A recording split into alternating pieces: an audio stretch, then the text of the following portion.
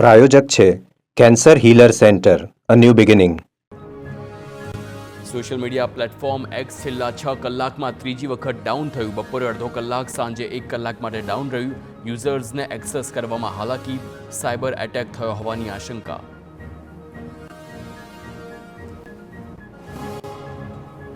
Air ઇન્ડિયાની ફ્લાઇટમાં બોમ્બની ધમકી મળી. મુંબઈથી ન્યૂયોર્ક જવા માટે એર ઇન્ડિયાની ફ્લાઇટે ટેક ઓફ કર્યું હતું.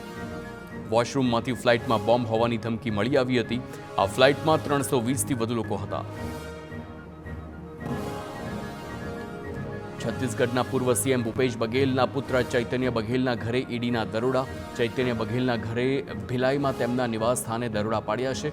આ સહિત છત્તીસગઢમાં કુલ 15 સ્થળ પર ઈડીએ દરોડા પાડ્યા છે. અમદાવાદ પોલીસ સાથે મારામારીની વધુ એક ઘટના બની છે. અંબાવાડી ફિરંગી પાન પાર્લર પાસે ઘટના બની છે.